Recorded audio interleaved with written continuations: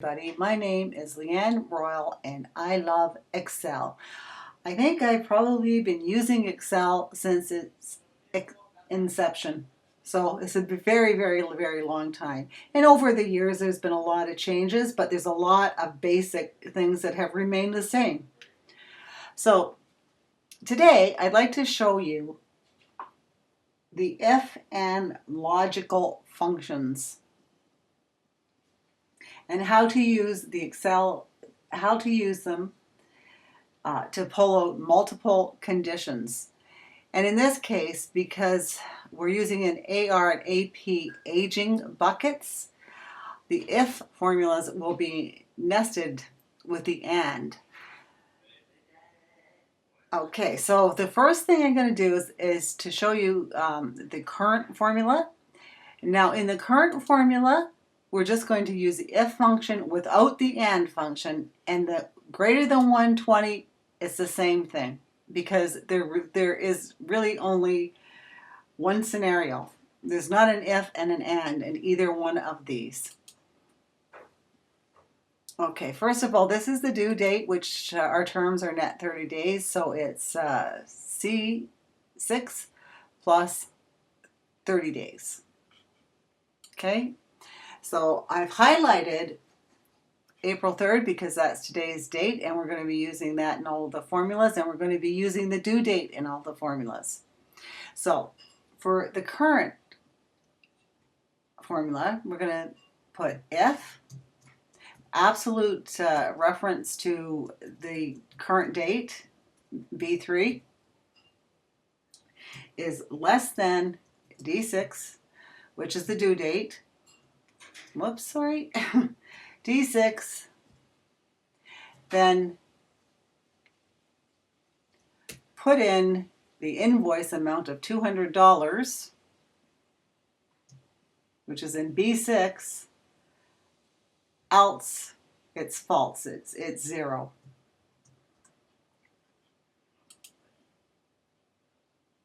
So I'm going to fill that down. So as you can see, that meets our criteria perfectly because April 21st is still current, that's the due date, and so is May 23rd because it falls after April 3rd, 2016. I can go over this again and go over the formula. It's if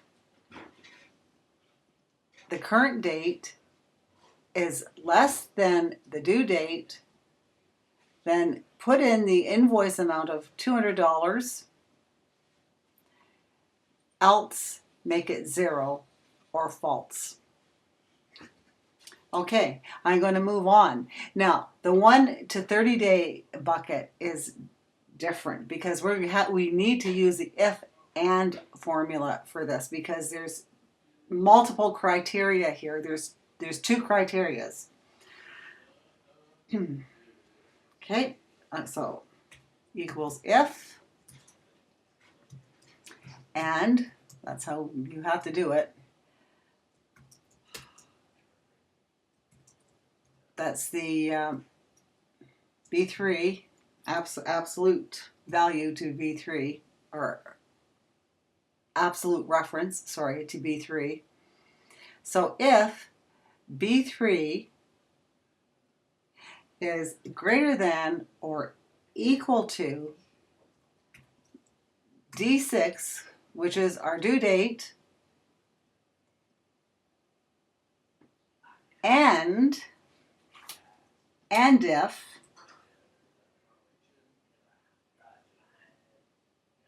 our due date, sorry, our due date plus 1, and if the current date in B3 is less than or equal to D6, our due date, plus 30 days. I have to do another bracket here, right bracket. Then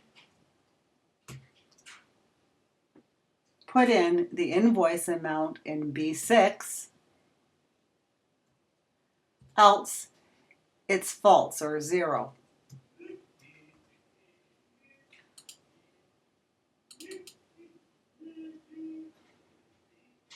And that would be right. March 21st falls into that category because it's 1 to 30 days past the due date.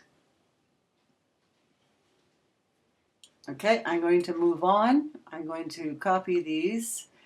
Now the rest of these are quite simple because all we have to do is just change the numbers here. So this would be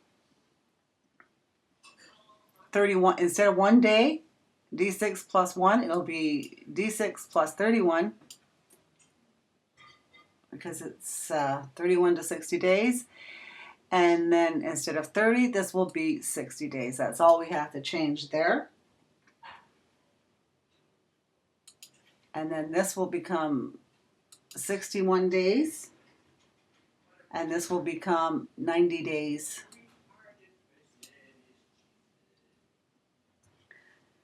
And this will be 91 days. And then this will be 120 days. I'm going to fill these down. And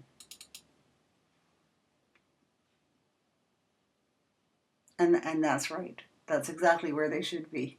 I'm just quickly looking at them because, okay, now I want to show you how to do the greater than 120 days, which will be almost the same as the current. It's not going to have if and and. It's just going to be if, because there's not multiple parameters here or multiple conditions. There's just one. So equals if. Well, if I could type, that would be a positive. If the current date is greater than the due date plus the due date, I keep doing this, the due date plus 120 days, then put in the invoice amount of $200 in C1,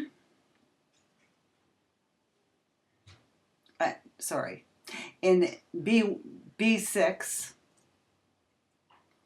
else 0 or false. So that's correct.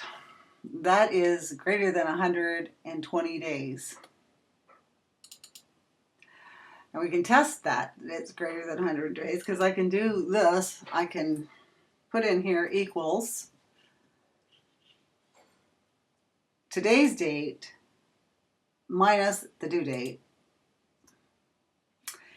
And it gives me 141 days. So we know that's correct. And I'm going to copy that down so that we know that everything is correct. What the heck is it doing with the value here? Oh. Yes, I have to make this an absolute reference. I made a mistake. There we go. Now I can fill it down. And there you go. So this one is 109 days. So it falls in between. As you can see, it falls in between 91 and 120 days past due. This one is 78. So it falls in between 61 and 90 days past due. Cool. This is 45 days. So it falls in between 31 and 60 day bucket. This is 13 days past due, falls between 1 and 30. And these are both minus because they aren't due yet. So that works, and I hope that helped you and you understood it. Thank you and have a great day.